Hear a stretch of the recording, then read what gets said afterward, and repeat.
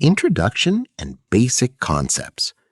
This topic introduces heat transfer as a branch of engineering science that is closely related to thermodynamics, but focuses on different questions. The main concern is how energy is transferred due to temperature differences and how this process can be quantified. Many engineering systems, from power plants to electronic cooling, depend on these basic principles. The analysis is always based on energy balances and fundamental physical laws. A solid understanding of these basics is essential before moving to more advanced applications. Lesson plan: heat transfer. The course structure is arranged progressively from basic concepts to advanced applications, such as heat exchangers and radiation. The order of chapters shows that conduction must be understood before moving to convection and radiation. Each topic is connected and forms a complete framework for heat transfer analysis. By following this sequence, analytical skills develop from simple cases to more realistic systems. This structure also reflects how heat transfer problems appear in real engineering practice. Learning outcome. The learning outcomes emphasize the close relationship between thermodynamics and heat transfer as complementary disciplines. Understanding the difference between energy, heat, and their transfer mechanisms is a fundamental requirement. The ability to perform energy balances and identify conduction, convection, and radiation is strongly emphasized. Awareness of the cost associated with heat losses is also an important engineering perspective. All these goals are aimed at enabling systematic solutions to real engineering problems. Heat retention in insulated systems. Insulated systems are designed to minimize the rate of heat transfer so that the internal temperature can be maintained for a longer time. A simple example is a thermos that keeps beverages hot or cold. Thermodynamics alone cannot predict how long the cooling or heating process will take. Heat transfer analysis is required to quantify the rate of energy loss. This concept highlights the importance of thermal resistance in engineering design. Heat flow principles. Heat transfer always occurs from a region of higher temperature to a region of lower temperature.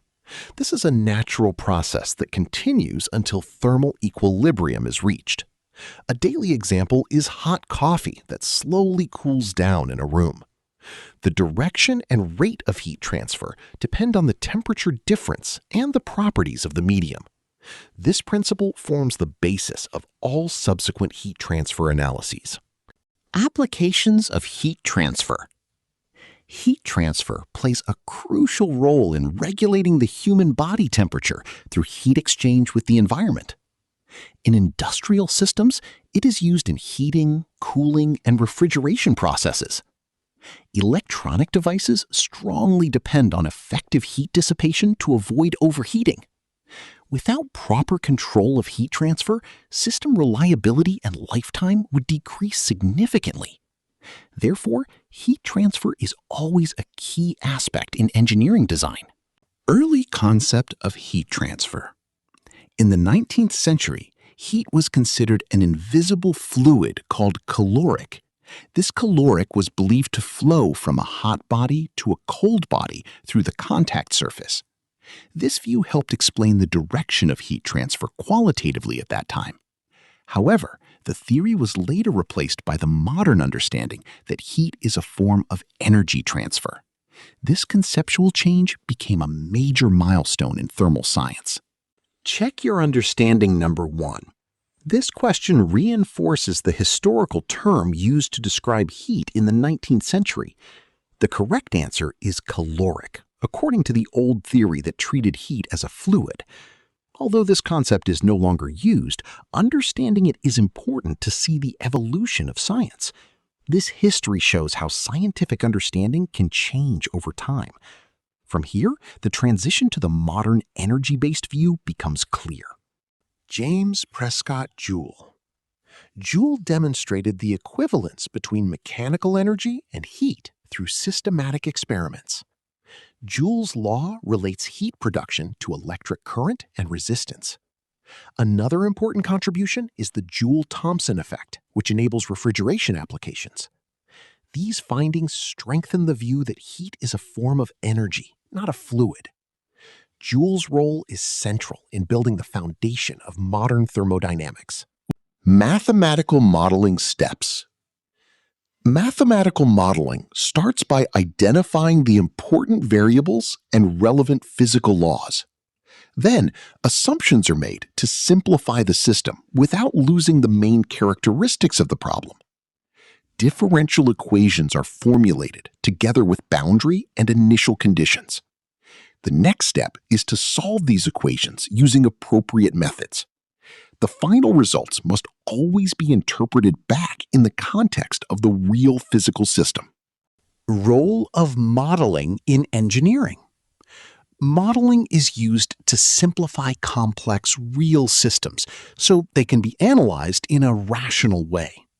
This simplification always involves a trade-off between accuracy and analytical convenience.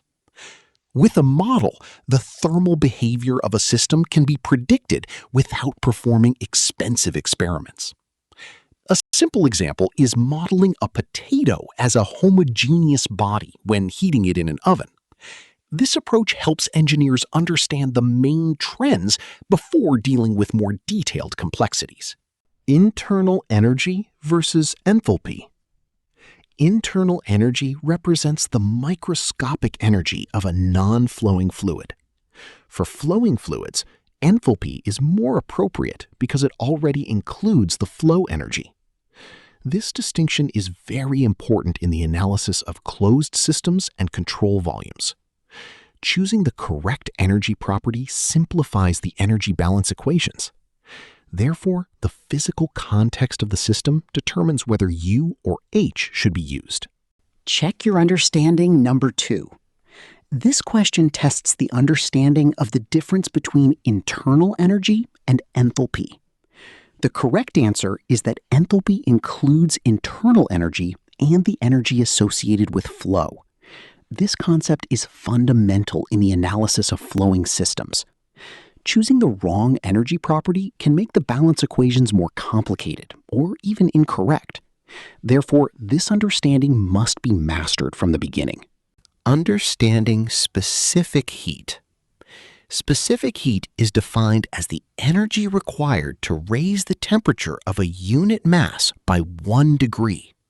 The required energy always depends on the mass, the temperature change, and the value of the specific heat.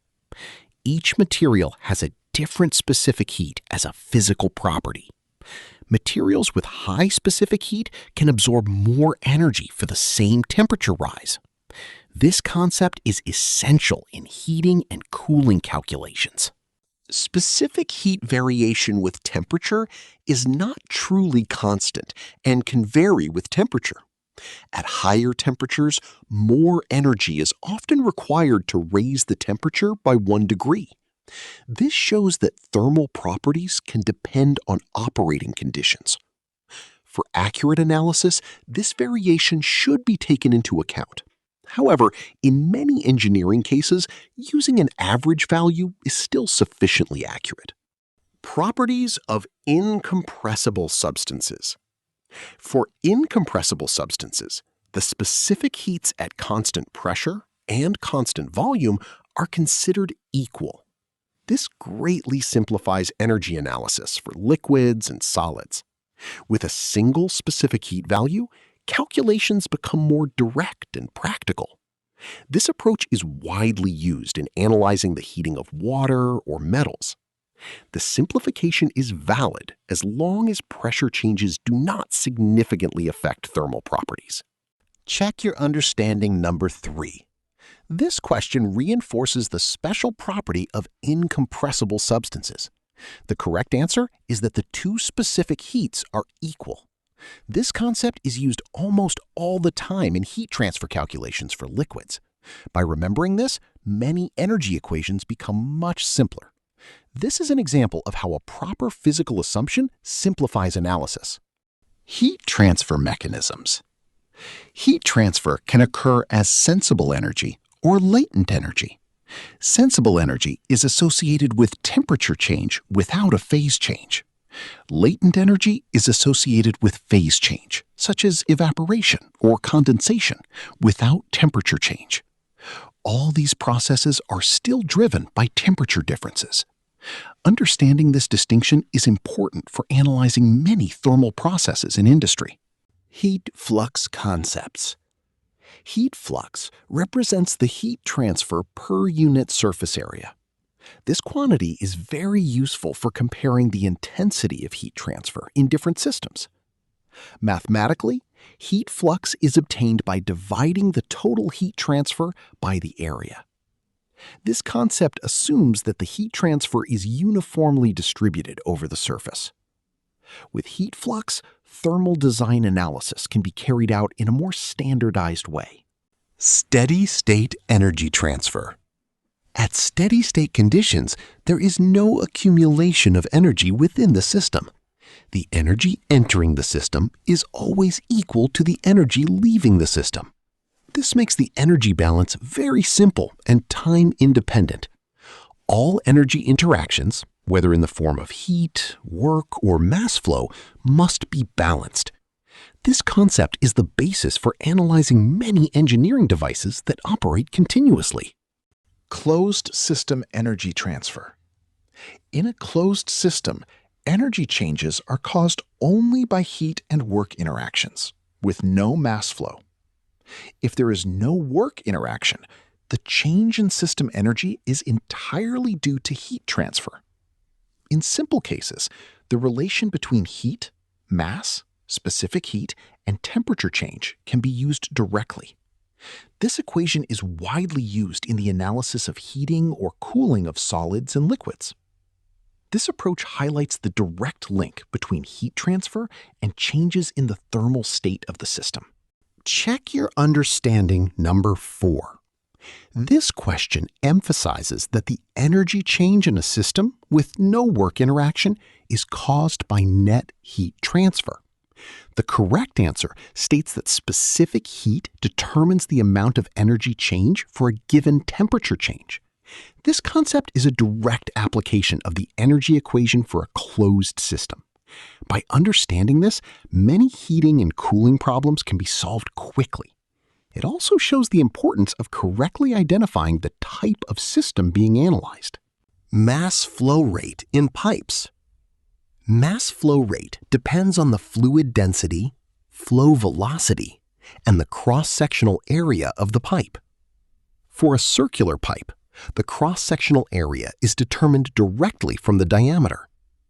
The average velocity represents the bulk motion of the fluid passing through the section. This concept is very important in the analysis of flow systems and heat exchangers. Without knowing the mass flow rate, energy transfer in flowing systems cannot be calculated. Energy transfer in control volumes. For a control volume under steady conditions, the rate of energy transfer is balanced by the change in energy of the fluid flowing through it. This energy change is usually expressed in terms of the temperature difference between the inlet and the outlet. The amount of transferred energy is strongly influenced by the mass flow rate and the specific heat of the fluid. This concept is the basis for calculations in heaters, coolers, and heat exchangers. This approach emphasizes viewing the system as a flow process. Heat transfer at outer wall usually involves 3 mechanisms at the same time. Heat flows through the wall material by conduction from the inner side to the outer side. From the outer surface, heat is released to the air by convection and also emitted by radiation. These 3 mechanisms act simultaneously and determine the total heat loss rate. The analysis of building walls and pipes always considers this combined effect. Check your understanding number 5. This question emphasizes the mechanism of heat transfer from a wall surface to the surrounding air. The correct answer is convection, since it involves interaction between a solid surface and the surrounding fluid.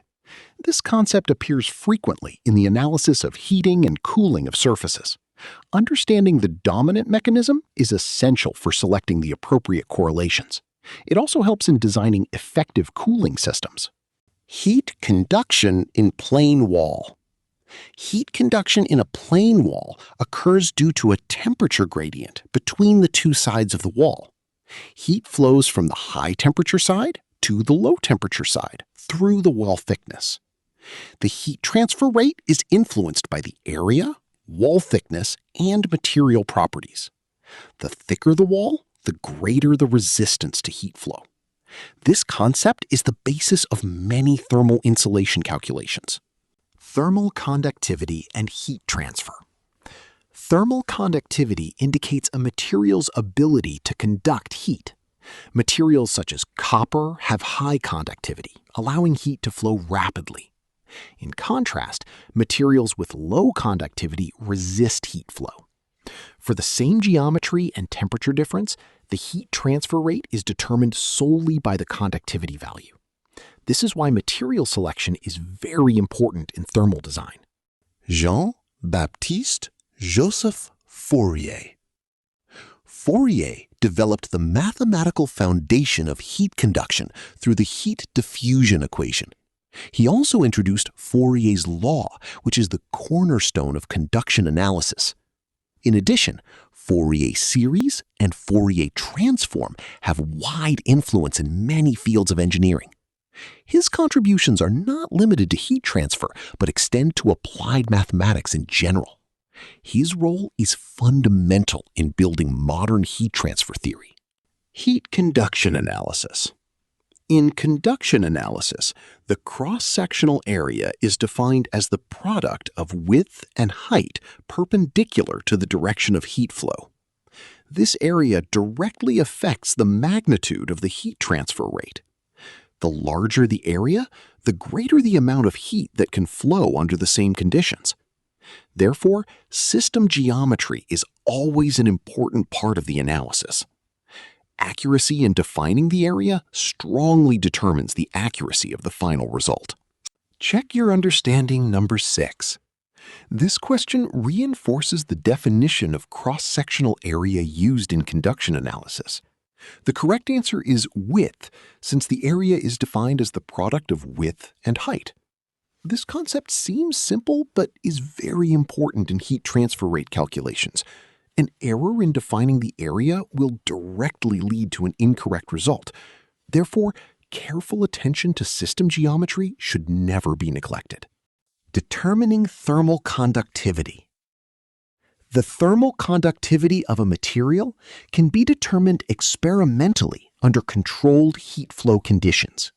By measuring the temperature difference, material thickness, and heat transfer rate, the conductivity value can be calculated. The system must be well insulated so that heat flows only through the test specimen. This approach shows that material properties can be obtained from experimental measurements. This method is very important for engineering material characterization. Thermal conductivity insights. Materials such as diamond, silver, and copper have extremely high thermal conductivity.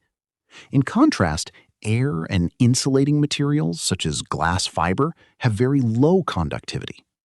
The range of conductivity values is very wide, from metals to insulators. This difference explains why metals are suitable as heat conductors and certain materials are suitable as insulators. This understanding is essential in engineering material selection. Thermal conductivity spectrum. Among all materials, non-metallic crystals such as diamond and graphite occupy the highest positions in thermal conductivity. Metals and their alloys lie in the middle range as good heat conductors. Gases, fibers, and foams are at the lowest level and act as insulators. This spectrum shows that the microstructure of materials strongly influences their heat conduction ability. This classification helps engineers select materials according to their thermal function. Check your understanding number 7. This question tests the understanding of material classification based on thermal conductivity. The correct answer states that non-metallic crystals have the highest values, Metals are in the middle, and gases and foams are insulators. This classification matches the conductivity spectrum discussed earlier. This understanding is important to avoid mistakes in material selection for design. It also reinforces the link between material properties and their functions. Thermal conductivity of alloys? Alloys generally have much lower thermal conductivity than their pure metal components. The addition of other elements disturbs the crystal structure and hinders heat flow.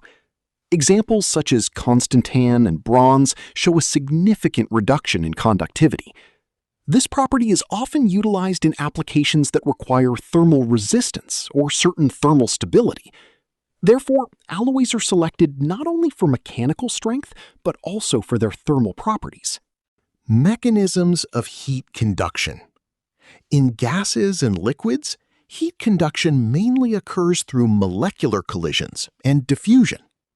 In solids, the main mechanisms are lattice vibrations and the movement of free electrons. This difference explains why metals are very effective in conducting heat. The internal structure of a material strongly determines how thermal energy is transferred. By understanding these mechanisms, the thermal behavior of materials can be predicted more accurately. Variation in thermal conductivity.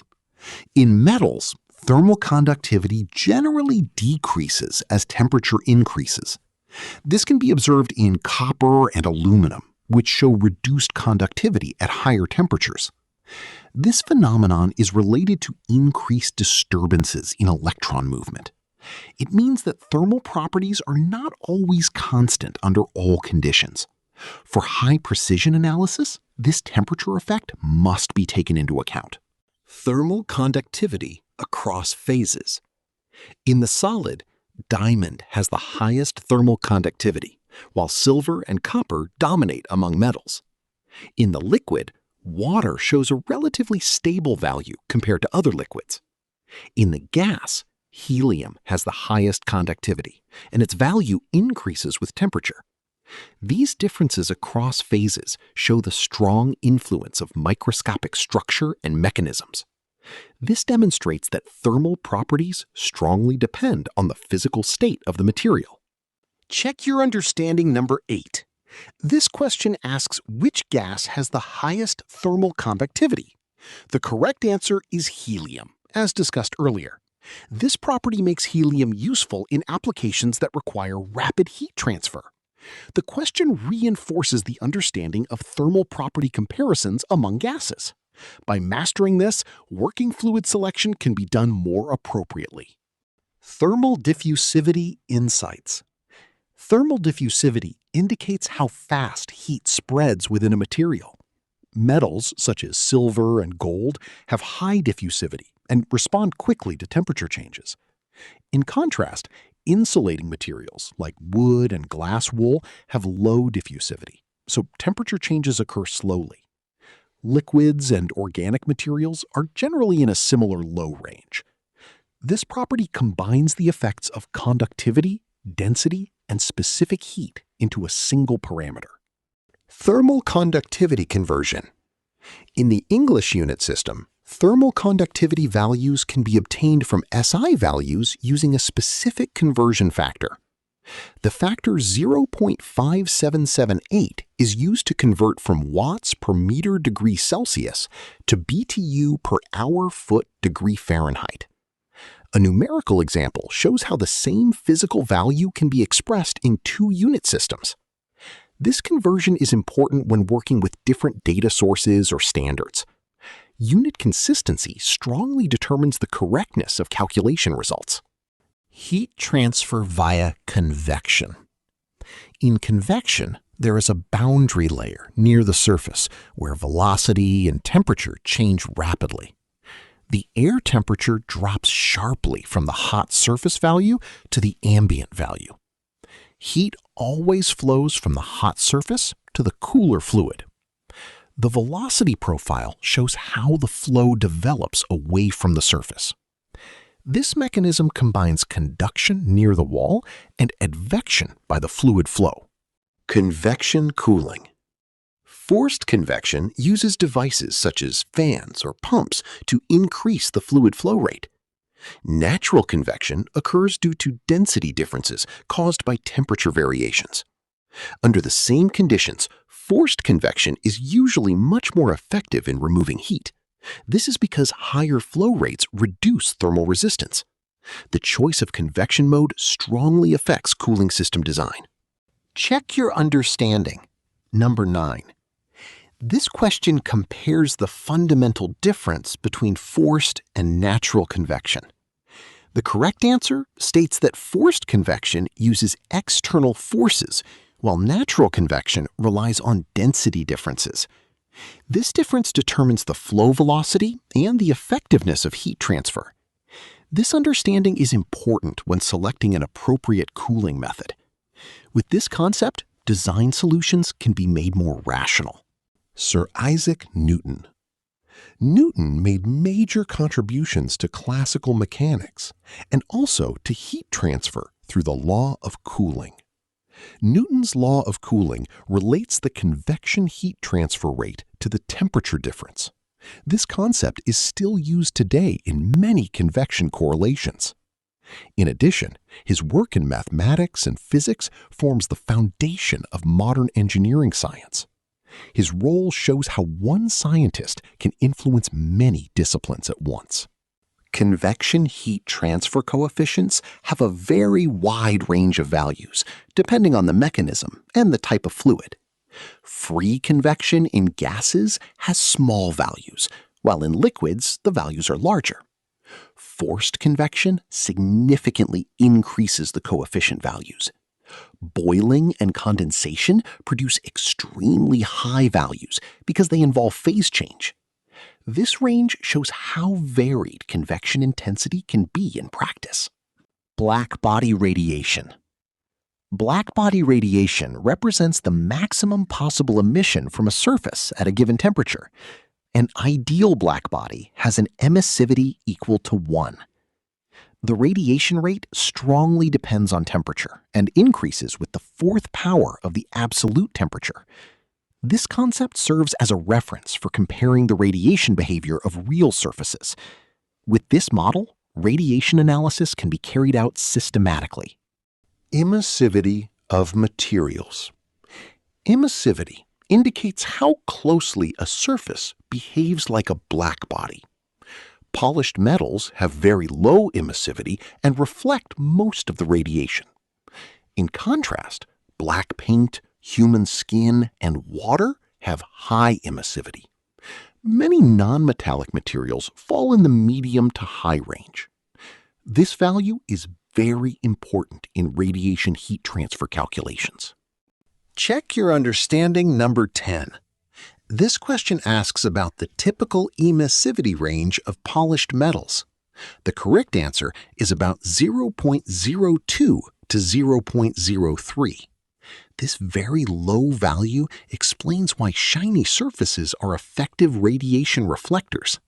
This concept is often used in the design of thermal shields and radiation insulation. Understanding these numbers helps in estimating radiative heat losses. Radiation absorption and reflection. When radiation strikes a surface, part of the energy is absorbed and the rest is reflected. The fraction that is absorbed is determined by a material property called absorptivity. The higher the absorptivity, the smaller the fraction of energy that is reflected. A simple balance between incident, absorbed, and reflected radiation is very important in thermal analysis. This concept is the basis for understanding radiation interaction with real surfaces. Radiation heat exchange. A surface always emits radiation according to its temperature and emissivity. At the same time, the surface also receives radiation from its surroundings. The net radiative heat transfer is determined by the difference between the emitted and the received energy.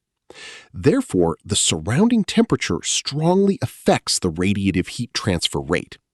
This concept is important in the analysis of high-temperature systems. Modes of heat transfer. This slide compares the different modes of heat transfer under three physical conditions: an opaque solid, a gas, and a vacuum. On the left, heat transfer through an opaque solid occurs only by conduction. In solids, energy is transferred through molecular vibrations and interactions between adjacent particles. Since the material is opaque, radiation cannot effectively pass through it. Therefore, conduction is the only significant heat transfer mode. In the center, for a gas, heat can be transferred through two modes. The first is radiation, where thermal energy is emitted and absorbed as electromagnetic waves. The second is conduction or convection. Conduction occurs through molecular collisions, while convection involves the bulk movement of the gas due to density differences caused by temperature gradients. As a result, gases can transfer heat through both radiation and conduction or convection. On the right, in a vacuum, there are no molecules available to conduct or convect heat. Consequently, radiation is the only possible mode of heat transfer. This is how thermal energy travels from the sun to the Earth through the vacuum of space. The figure highlights that the dominant heat transfer mechanism depends on the medium present between regions at temperatures T1 and T2. Heat transfer mechanisms. In solids, conduction is the primary mechanism of heat transfer. In gases, heat transfer can occur through a combination of conduction, convection, and radiation. In a vacuum, the only possible mechanism is radiation. This shows that the medium strongly determines how thermal energy is transferred. This understanding is important for analyzing systems under different environmental conditions. Check your understanding number 11. This question emphasizes that without a medium, conduction and convection cannot occur. The correct answer is radiation as the only heat transfer mechanism in a vacuum. This concept is very important in the analysis of heat transfer in outer space. Without this understanding, the analysis of satellites and spacecraft would not be accurate. It also highlights the unique nature of radiation compared to other mechanisms. Comparison of heat transfer through different media. This slide compares the rate of heat transfer through 4 different media, each with a thickness of 1 centimeter and a temperature difference between 300 K and 200 K. In case A, airspace, the heat transfer rate is 588 watts. Air is a relatively poor conductor compared to solids, but heat transfer still occurs through conduction and natural convection within the air gap, resulting in a significant heat flow. In case B, vacuum, the heat transfer rate decreases to 369 watts. Since there are no molecules present, conduction and convection are eliminated. Heat is transferred only by radiation, reducing the overall heat transfer compared with the air-filled space. In case C, insulation, the heat transfer rate is further reduced to $260. Insulating materials are specifically designed to have low thermal conductivity, which restricts heat flow and improves energy conservation. Finally, in case D, superinsulation, the heat transfer rate drops dramatically to only $0.2. Superinsulation combines multiple layers of reflective surfaces with vacuum spaces to minimize both radiation and conduction. This technology is commonly used in cryogenic storage systems and spacecraft applications where extremely low heat transfer is required. The key takeaway from this figure is that selecting the appropriate insulating medium can significantly reduce heat losses. The progression from airspace to superinsulation demonstrates how engineering materials can improve thermal performance and energy efficiency. Heat transfer reduction methods. Various methods can be used to reduce the rate of heat transfer through a wall. An air gap provides moderate reduction by limiting conduction and convection. A vacuum eliminates convection and leaves radiation as the main mechanism. Superinsulation combines vacuum and special materials to achieve very high thermal resistance. This comparison shows how insulation design can be optimized. Exceptional insulation with silica aerogel. Silica aerogel shows exceptional insulating capability despite its very low mass. This material can protect objects from extremely high heat, such as direct flame. Its structure, which consists mostly of air, makes conduction and convection very small. This makes it suitable for extreme applications with space and weight limitations. This example shows how material engineering can produce extraordinary thermal properties.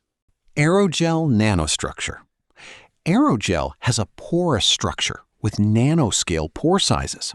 The network of interconnected particles creates an extremely large surface area. This structure results in very high resistance to heat transfer. At the same time, its density remains very low, making the material extremely light. The link between microstructure and macroscopic properties is very clear in this material. Check your understanding number 12. This question compares the effectiveness of different heat insulation methods. The correct answer states that an air gap reduces conduction and convection, while superinsulation combines vacuum and advanced materials. This sequence shows a progressively greater reduction in heat transfer. This understanding helps in selecting the most appropriate insulation solution. It also emphasizes the role of system design in controlling energy losses.